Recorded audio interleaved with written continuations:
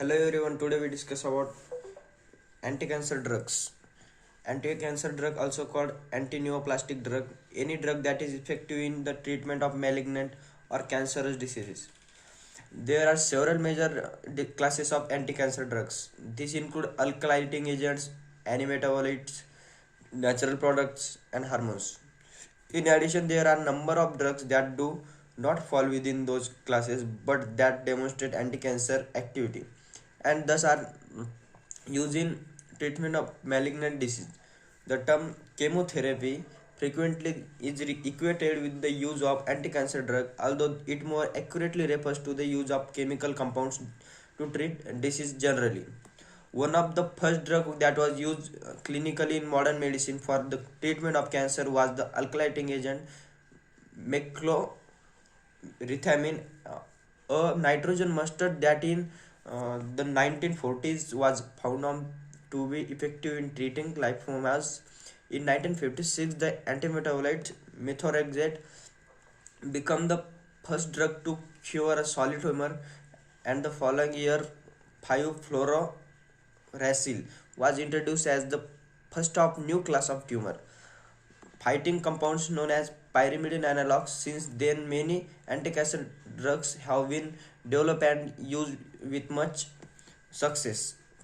The decision to use a certain anti-cancer drug depends on many factors, including the type of location of the cancer, its severity, whether surgery or radiation therapy can or should be used, and the side effect associated with the drug. Most anti-cancer drugs are administered intravenously. However, some can taken orally and others can be injected intramuscularly or intrathecally within the spinal cord. The treatment of cancer is complicated in that the drug used target human cells, albeit, albeit cells that have undergone genetic changes and are dividing at a fast, uncontrolled rate. However, certain anti-cancer drugs can differentiate to some degree between normal tissue cells and cancer cells, and the rate at which cancer cells proliferate may in fact play a role in the apparent selectivity of agents.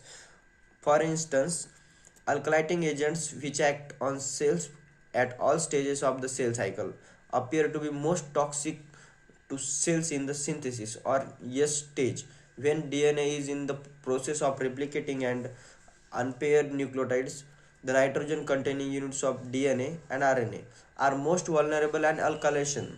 In addition of alkyl group, in the late 20th and early 21st century, the identification of molecular features unique to cancer cell fuel the development of targeted cancer therapies which possesses the relatively high degree of specificity for cancer cells.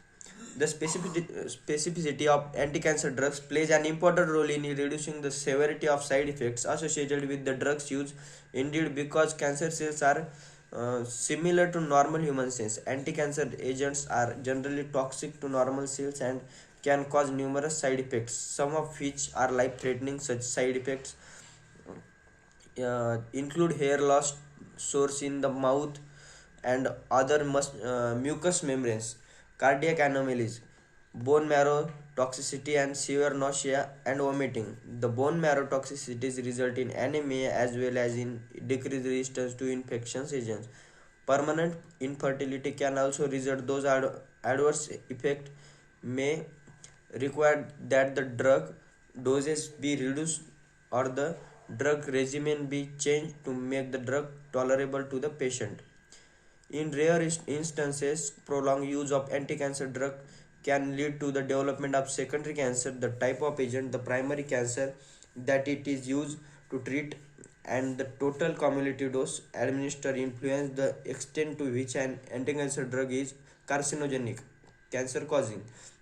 Frequently occurring secondary cancers associated with anti-cancer drug therapy are myelodysplastic syndrome and acute leukemias, risk of which is increased particularly with the use of alkylating agents, topoisomerase inhibitors, example etoposide. Okay, thank you.